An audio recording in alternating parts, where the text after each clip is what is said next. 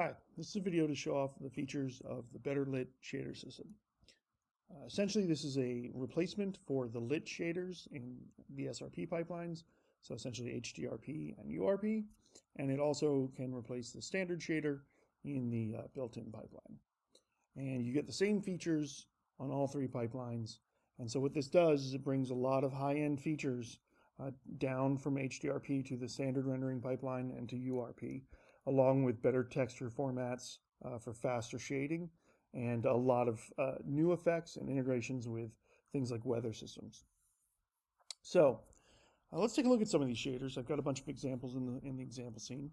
The one in front of us is the triplanar shader. Everybody should be familiar with triplanar texturing. Basically, it's a projection from three sides. And this is a multi-layer shader, so you can have up to 4 texture layers, and each of them can choose whether to be triplanar or UV mapped in world or local space and which UVs they come from. This is an example of snow building up on objects. And so the snow shader will work with Enviro or WeatherMaker or any weather system that can write some shader global properties. It's very easy to set up yourself. And so then that lets you build up snow on the scene across your whole scene. This is an example of a moss shader. So again, this is a multi-layer shader, and what I've done here is I'm using a second layer to put moss just on the tops of the rocks, basically the tops of the height field. And I've got some fuzzy shading in there that sort of changes it based on angle. And so this is the kind of things you can start doing with multiple layers. Here we see an example of height blending between 2 layers. And what we have is we have a rocky texture and a sandy texture, and the sandy texture is creeping into the lower parts of the rock texture. And you can paint masks for this. You can vertex paint masks, you can use texture-based masks, or you can use noise functions to choose where these blends happen. Or you could use things like, I've done here with the angle moss, with using parameters of angle and slope and height field. This is an example of a similar shader but tessellated. So here we have 2 layers being blended together and then tessellated, giving you this nice complex surface with tessellation. This is an example of detail texturing. If you're not familiar with that, it basically follows the HDRP spec for detail texturing, which is 1 texture, and so it's very fast. And the detail texture just sort of lets you tile a noise texture inside of texture, so that as you get close, you get really small surface details. Let's see, let's go to this example next. This is a procedural damage shader. What I've got here is I've got 2 texture layers. The first one is this brick and the other one is plaster. And what I'm using is using a noise function to tear away the plaster. And the height blending is causing the plaster to appear in the cracks as opposed to on the bricks, so that it looks a little bit more like it would really wear off. And what you'll see is if I move this, you'll see the place where the plaster and stuff is changing. And that's because I've done the noise in world space. And the advantage to this is that I could place these anywhere in my level and they would all be uniquely damaged, right? Or I could do a floor or a road and have it be damaged, or have it have dust or different effects on it, and have that always be changing over the surface. So that's a really powerful technique. And you can get a lot of variation very cheaply for that. So you can see some, I set up a distance resample here. Some people call that mix mapping. It's basically when you're close, you have one set of UVs for your textures. And then as you get further away, it will switch to a larger scale version of that texture, so that you can sort of retain some of that detail. This is a pretty traditional technique for terrains and things like that, but you can use it on any large surface. And one of the advantages of this is that because these are set up as separate texture layers, you don't necessarily have to fade into the same texture. You could fade into a macro texture that's designed to look good at a certain distance. Example of double-sidedness. And you can actually, on double-sided, you can control how the back faces are drawn. So that right here, you can see the back face normal is set to mirror. You can also set it to flip it, or none, which means it'll just light like the front face. This is an example of some procedural puddles. These puddles have been placed based on angle restrictions, so they don't end up on slopes, and also placed using a noise function so that you don't have to go in and paint where all these puddles are. And I've got the raindrops on here just for effect. And again, all this wetness and snow and things like that will integrate with most weather systems on the asset store. This is an example of just procedural wind on a surface. And again, it's just another effect you can play with. We're looking at it on a tessellated surface, but it can breathe some real life into a scene, especially like desert scenes and things like that. This is an example of using a texture to blend between various weights of layers.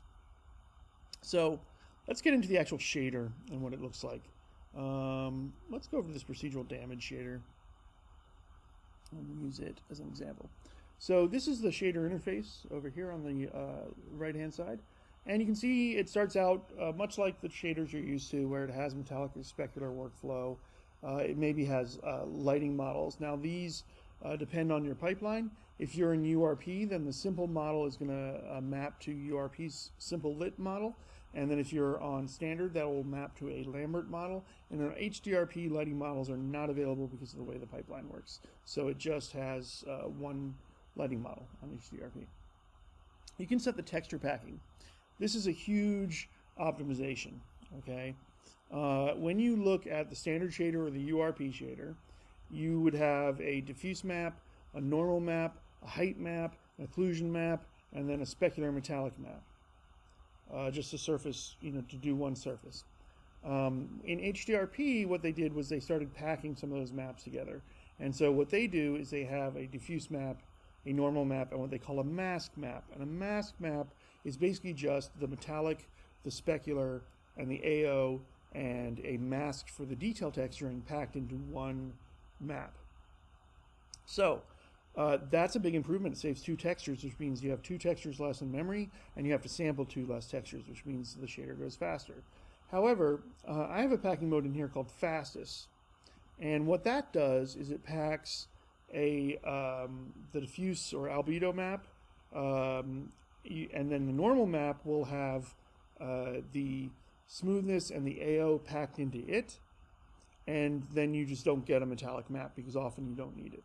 And so that gets it down to 2 textures, which is way faster than 5.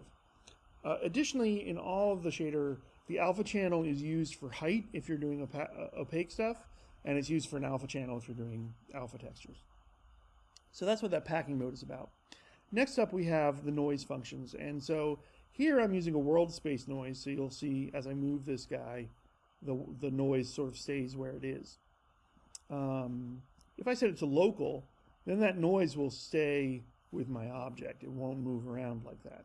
And so one thing you'll notice here is that it's still kind of shimmering. That's because one of the texture layers is in world space. And so the texture is being moved in world space. So you get separate spaces for all these things, and that can produce some really nice combinations as well. But when things are in local space, they stick with the object is the basic idea. And then finally, you have the choice of UV space, which is just the texturing space of the object. Now, you have different types of noise. I'm using procedural high. Procedural high, for those who are familiar with noise functions, maps to a valued noise with 3 octaves being fractal Brownian motioned together, so an FBM function. And so that's going to give you sort of like a Perlin noise in Photoshop clouds, when you do the clouds filter. The procedural low will only do a single octave of that. And so the noise tends to be a little more on and off and have a little less complexity.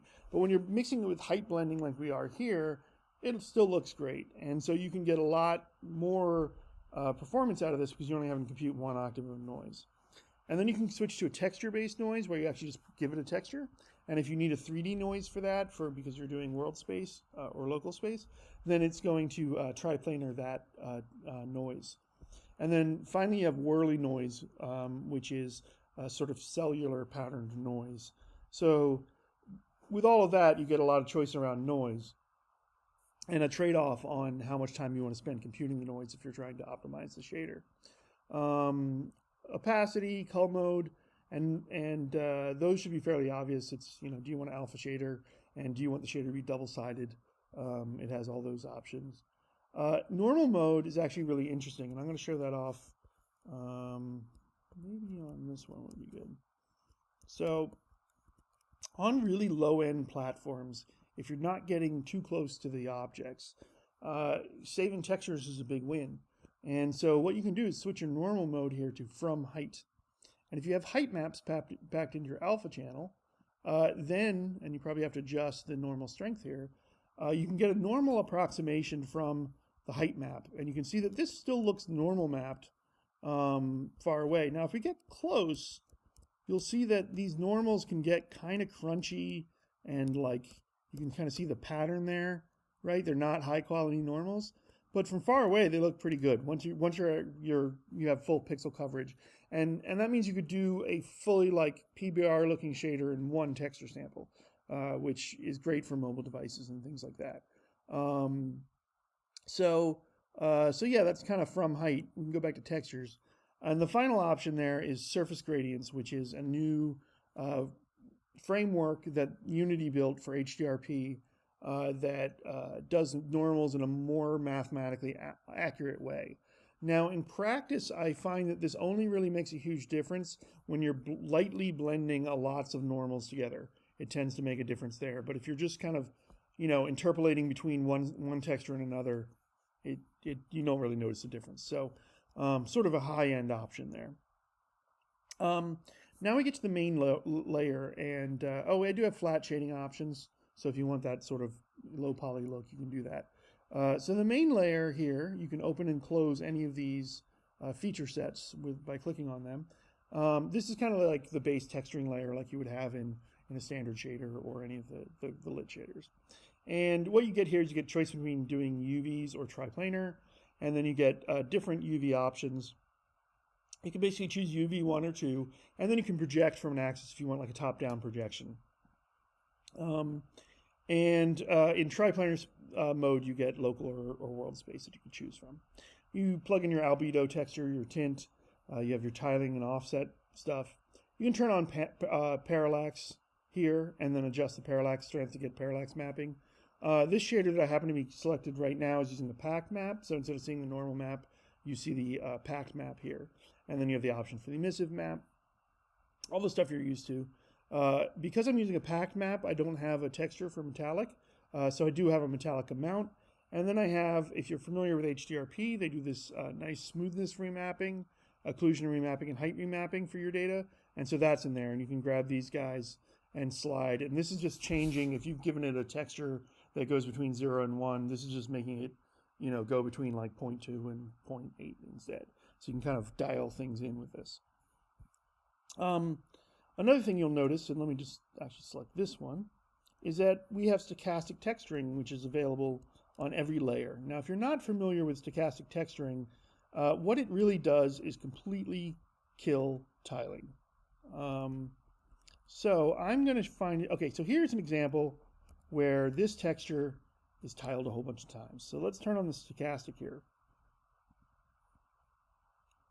We shall go down and stochastic. And so now what we see is we can't see any tiling patterns anymore. What it does is internally it samples the texture 3 times, and it kind of constructs this hexagonal kind of grid of areas like patches.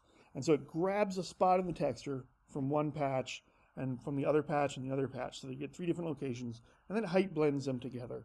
Now, the original technique of this didn't use height blending. It used a much more complex way to do this.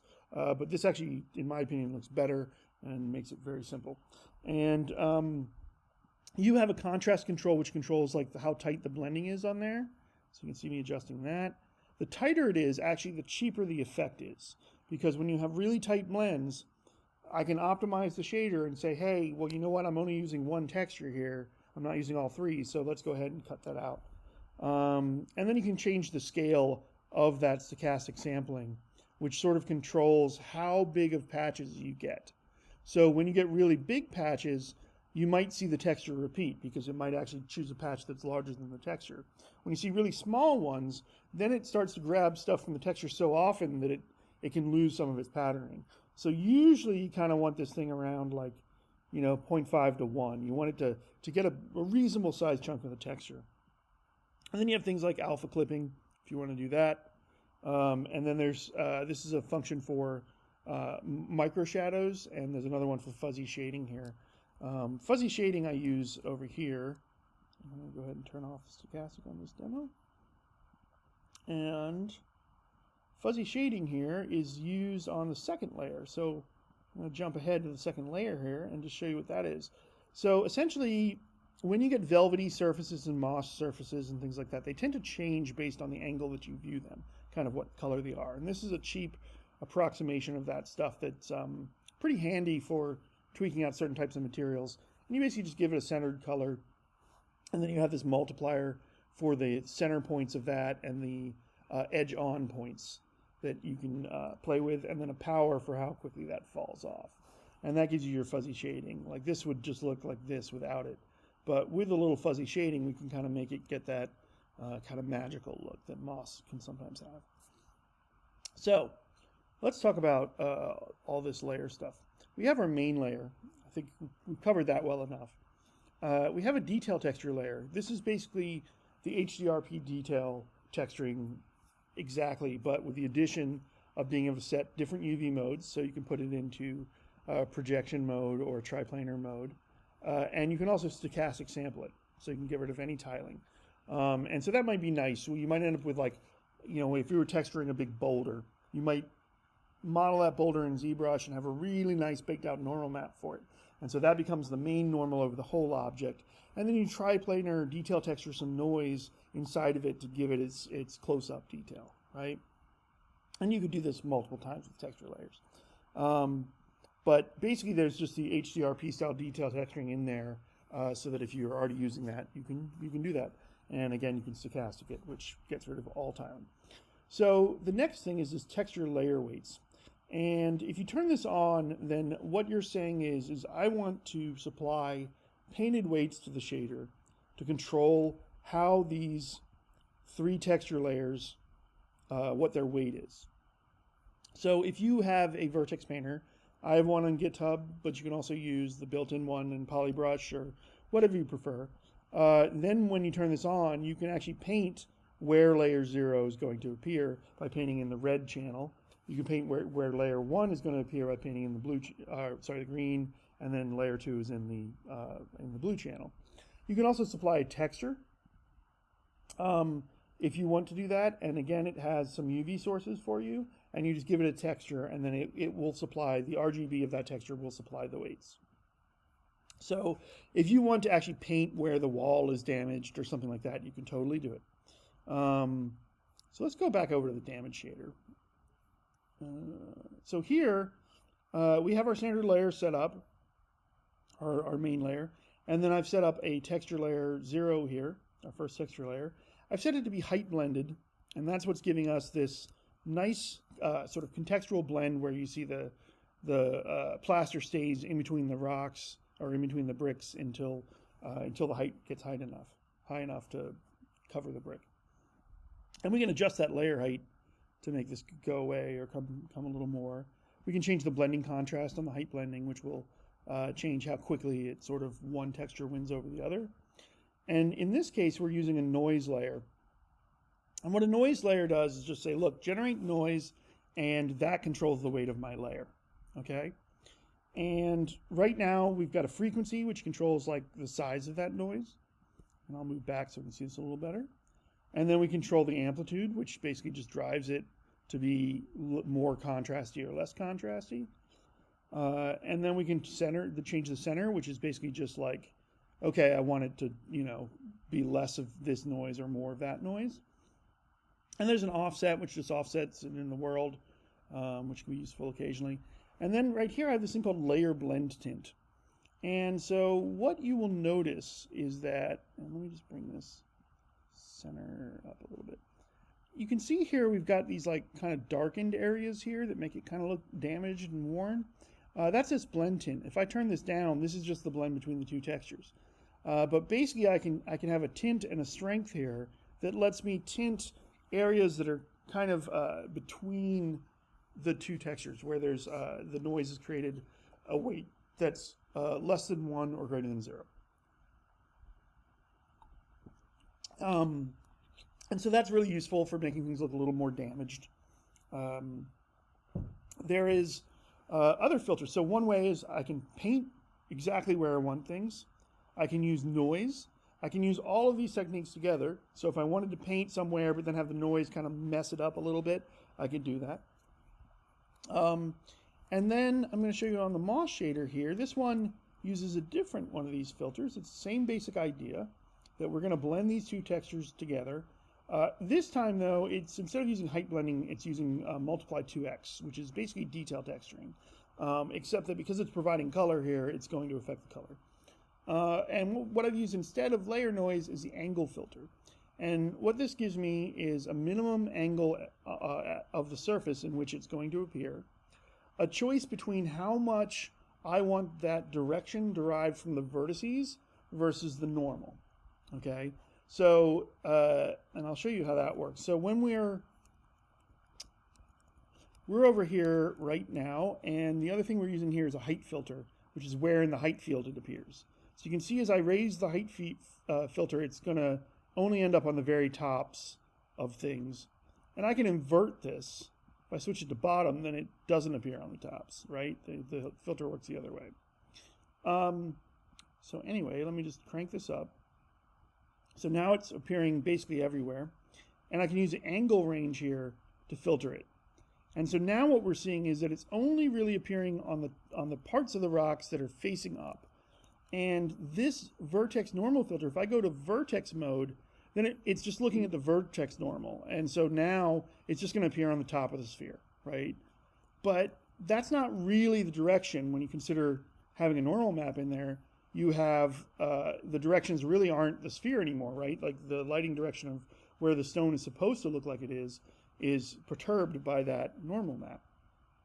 And so here, if I switch that over to normal filter, you'll see now it really cares about the normal map and not the vertex normals.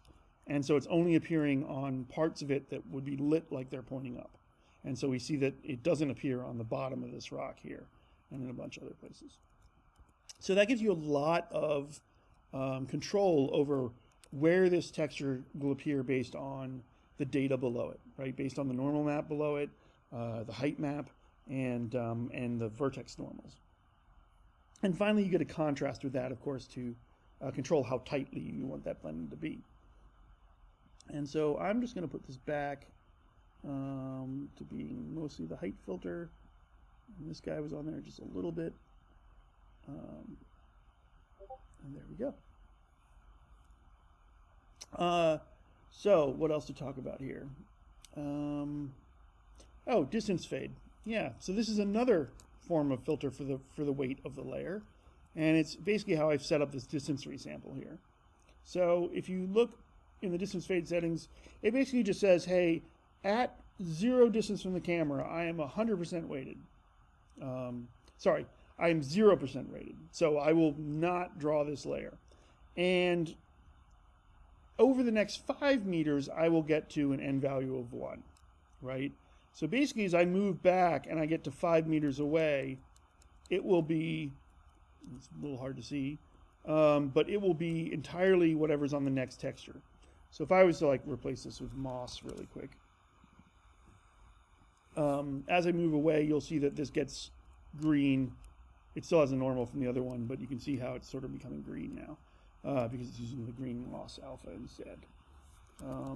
So that lets you basically just adjust the weight of the layer based on distance. And all of these can be used together, so you can filter things based on distance, angle, height map, noise, or painted functions, which is super powerful because you can do a lot with that. What else do we have here? We have all our normal stuff for, like, you know, we've got metallic, smoothness remapping, etc. Stochastic sampling, again, available on every layer. And then you can actually control here how much of each thing is blended in.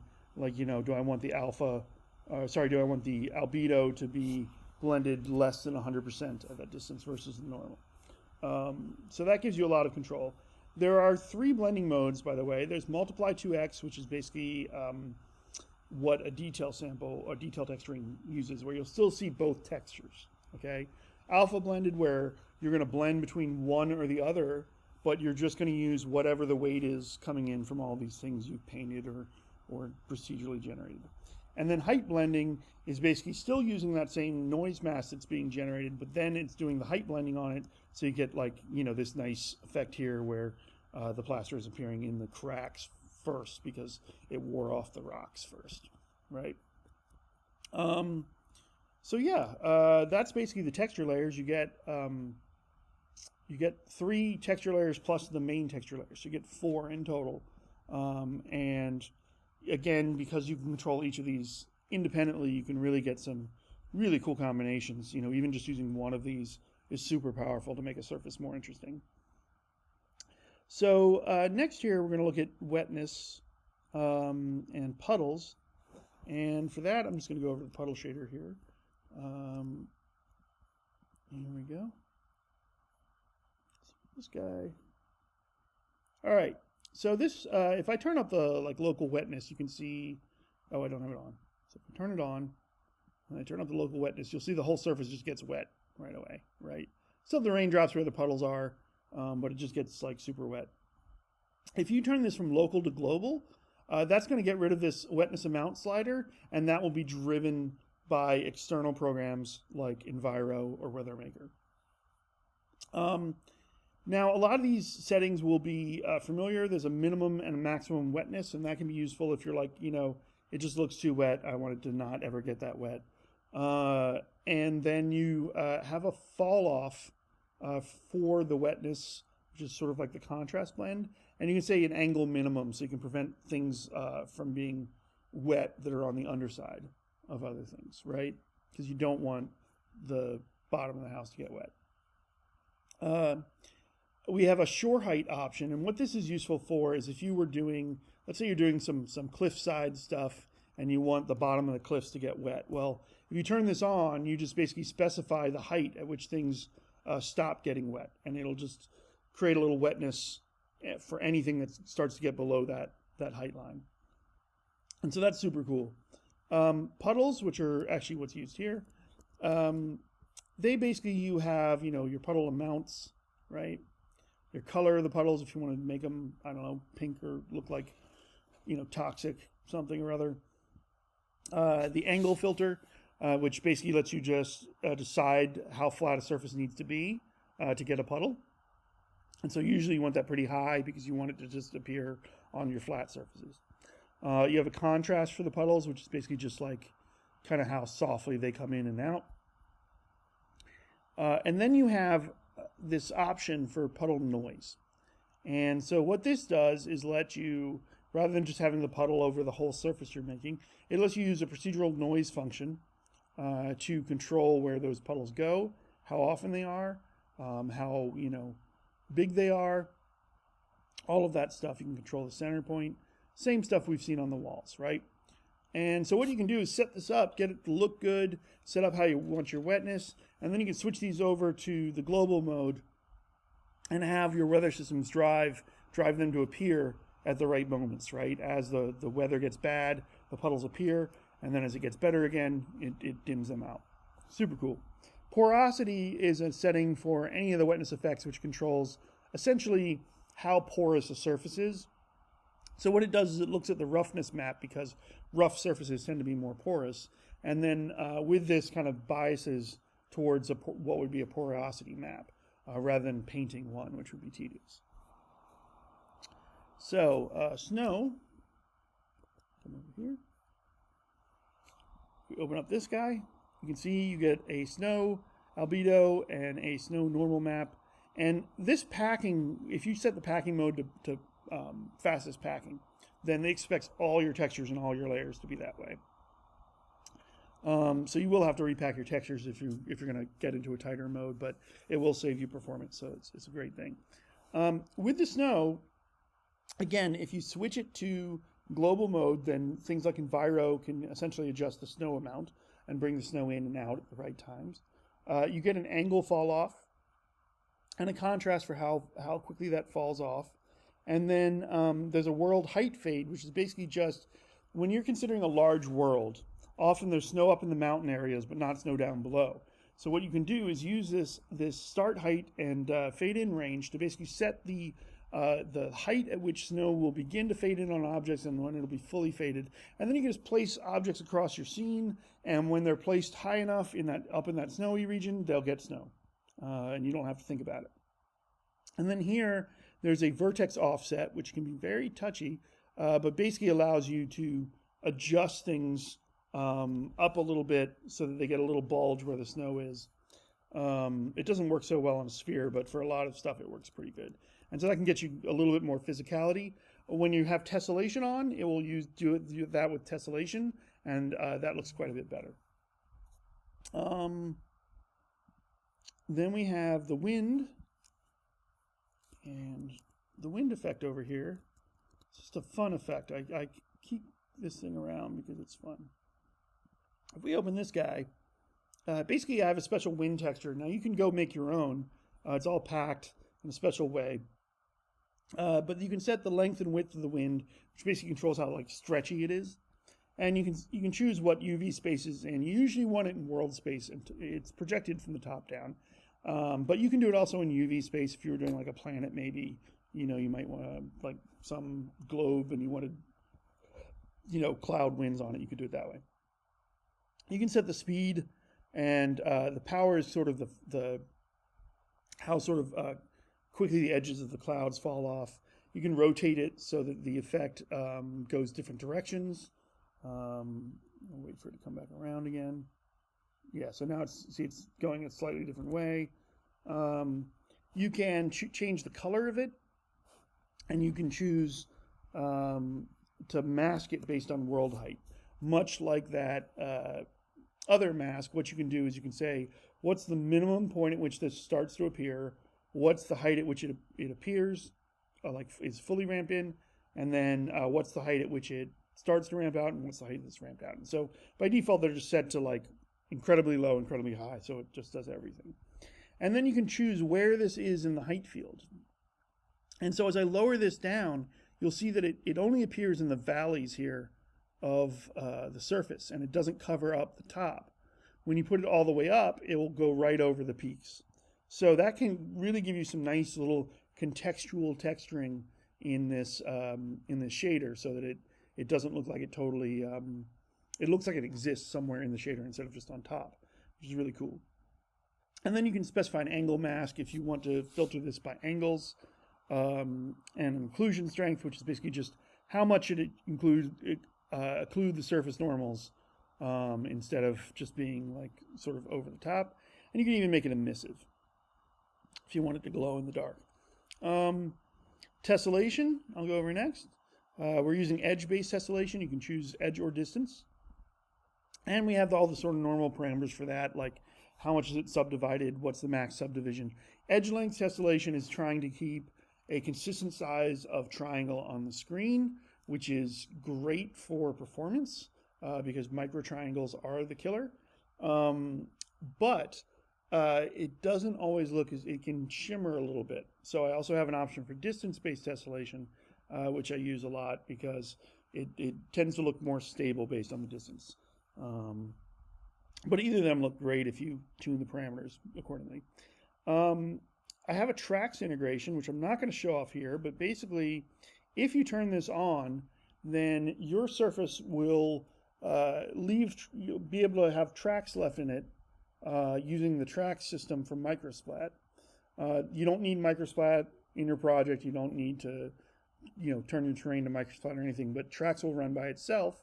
And you can provide it with an albedo map and then a packed, because this shader is packed, or sorry, I think it's always packed on this one, but the packed map for the normal smoothness and ambient occlusion. And when something drives over this surface, it leaves tracks or walks over it, they will switch this surface to that texture. And there's some settings on here for displacement strength and map bias for the tessellation of it, because it'll affect the tessellation too. So that's super cool, because it means if you want to have your characters running around on the ledge of a building and it's got, you know, I don't know, snow on it or something, and you want them leaving trails in it, they can totally do that. So finally, I wanted to talk about debug mode. So if we take this this wall shader right here, I'm using triplanar, not for a particularly good reason, but I'm using triplanar on it, and I'm using stochastic texturing on it. So triplanar is a 3x on sample count, and so is stochastic texturing. But I use a technique to cull textures which don't need to be sampled. I basically can check the weights and decide whether to sample the textures or not. So we can use this debug mode to actually see that in action. So you can see here, these little hexagons, they're kind of the chunks of surface that are being chosen by the stochastic sampling that are getting blended together. And as I change the contrast, you'll see that when I have a soft contrast, a lot more of the shader is becoming red. Okay, and that means it's doing more samples there. And as I change the scale of these, you can see that the grid that does the stochastic is scaling up and down. So the way that this works is that down here we have a debug sample threshold. Okay, so if we put it at 1, right now it's saying every pixel is sampling more than one texture because it's all red. But as I raise this up, and I get to 7, you can see that, hey, some of these are sampling less than 7. Some of these are sampling 6 times. And then if I go to 8, you can see there's a very few of them that are sampling more than 8 times. And at 9, I should be totally blue because that stochastic sampling is basically, you know, now we know everything is less than 9. So you can use this number to figure out exactly how many pixel samples you're taking. And additionally, like sort of what you're saving from some of these settings that you have, like triplanar has a contrast as well, which will help reduce this. Because if it doesn't need to take the sample from, say, the back, the sides or the front, because it's, you know, a flat floor, it's not. It can avoid that and not take those samples. So this gives you a way to really look at the performance of your shader and actually tune it a little bit with those settings and make sure that things are going the way you want. So yeah, that's basically the system. I should also mention that there's a crack-free tessellation script, which if you put tessellation on most objects, it's going to rip them completely apart. And that's because if you have a hard edge or normal, you know, that faces 2 different directions, it's going to push one in one direction and one in the other and pull the mesh apart. So what the crack-free tessellation script does, there's 2 ways to do it. You can add the script directly to the object like I've done here, but that's a little bit inefficient because basically at load time, it goes and scans through the mesh and does the work and then gives it a new mesh, right? But there's also, up in the windows here, crack-free tessellation mesh processor. And here what you do is you drag your meshes from the project view into here, and you hit process, and it will go through all the verts that are close and decide that, hey, those verts are dangerous to move apart because they'll rip apart. So it will dampen the tessellation there, okay? So, and then it'll spit out a version of this asset right next to your original asset, and you can use that mesh instead of the one that you brought in.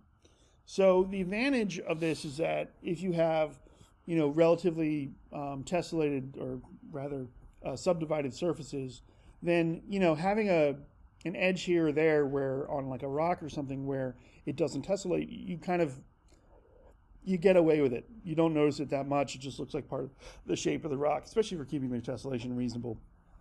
But if you have something like this wall and you try and tessellate it, it's not going to work for that because this whole wall is just one polygon. And so if you tell it that all 4 of these verts need to be dampened, then it's going to dampen it across the whole surface and you won't get any tessellation, right? So, you know, it's not a complete solution, but it is a solution that works across all hardware that supports tessellation and is very cheap. And so that's why I favored it. There are techniques in like DX11 and DX12 that you can actually do truly tessellated surfaces where there's crack-free displacement and you don't have to dampen the tessellation all over the place. But those tend to be very specific techniques that are not easy to apply across your game, whereas this will just work. It's really simple. And so that's why I favor that technique, even though it doesn't handle every case. So I think that's the bulk of the shader. There's a lot you can do with it. I'm really interested to see what people get doing with the noise stuff. I mean, even just in like a couple days of beta, I've been watching people go nuts with it and have a really good time with it. So I'm pretty psyched about this. Again, it brings all of these features to all 3 render pipelines, which also means you can move between render pipelines easily. And it brings a lot of optimizations down because URP doesn't do texture packing, and it doesn't have some of these features. And so I'm hoping that what you'll see is that people that are building on URP for compatibility reasons, maybe they want to get on mobile, but they're also shipping on PC. Well, now they'll have like a really nice shader they can use, and then they can figure out how they want to roll some of these effects off for mobile, or really tighten all these parameters and pack everything down and maybe still get them to work. And we'll end up with better looking, cooler games. So thanks for watching, and I hope you enjoy it.